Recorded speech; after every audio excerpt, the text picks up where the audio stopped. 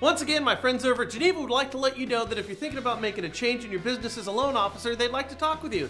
They got a great operation over there. They'll bank, they'll broker, you work from home, you work from the office. You get the idea. We've talked about this before. If you're happy where you're at, stick with where you're at. But if you want to make a change, call these guys. Click this banner right over there.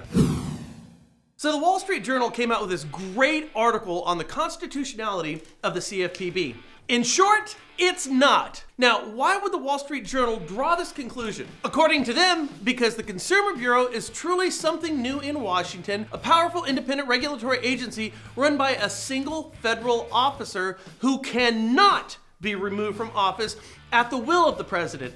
The president can only fire the Bureau's director for cause. That means without specific dereliction of duty or malfeasance, the president has little control over the actions of the director. But you know this because you watch our show. Now, the Wall Street Journal goes on, the Supreme Court has given independent control sparingly, like to the FTC, but only when the power is diffused by a bipartisan group of commissioners, which is unlike the independent control given to the CFPB, which is held by a single person. Now, as you can imagine, a bipartisan commission creates its own checks and balances, whereas a single ruler yields extraordinarily more power and has no historical precedence in this country. Now, you can also say that Social Security is run by one man.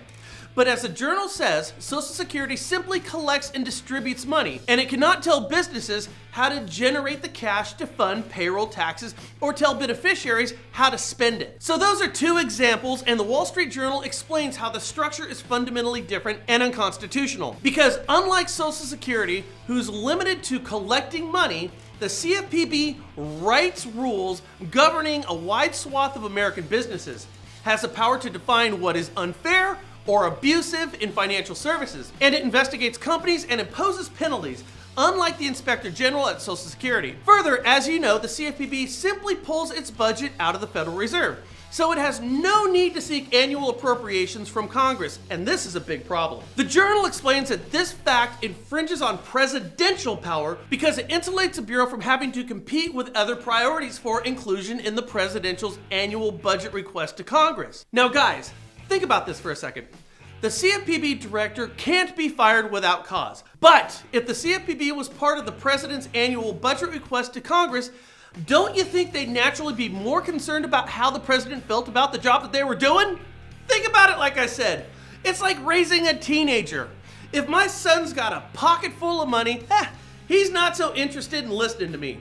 But when he's broke and he wants something, I'm magically relevant again. Because I have something he wants, and that's money.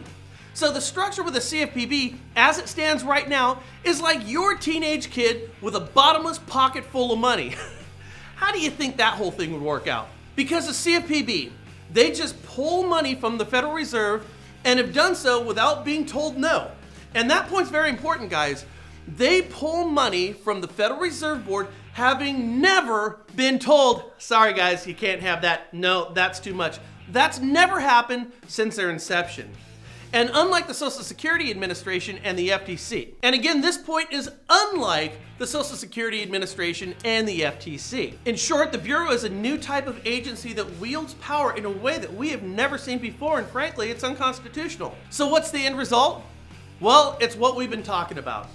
An agency drunk with power, setting and enforcing rules, and creating an agenda outside of the scope of Congress, and working with absolute and complete impunity. Like I said, an agency like no other.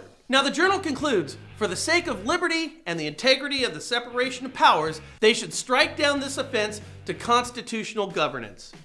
Now I'd like to say, for the sake of consumers of finance everywhere, strike this thing down.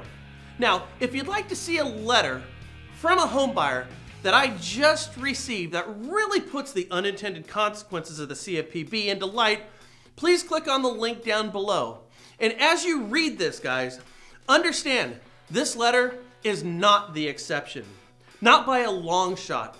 Sadly, this story is being played out all the time, all around our country, time and time again. So as you probably figured out right now, Frank is really pissed off at me because I just got a job at Good Morning America, so he's going to be on a 3-day boycott. With that said, enjoy your day. We will catch you tomorrow. Forward the show on to anybody who you think should know, which is everybody in finance and everybody in real estate. It helps us out and it lets other people know what's going on. And of course, if you're joining us for the first time, please subscribe. We'll send you a video every day. We're not going to spam you, and all we try to do is keep you up to date with the industry and maybe a little levity in the process. With that said, I look forward to seeing you, yes you, soon.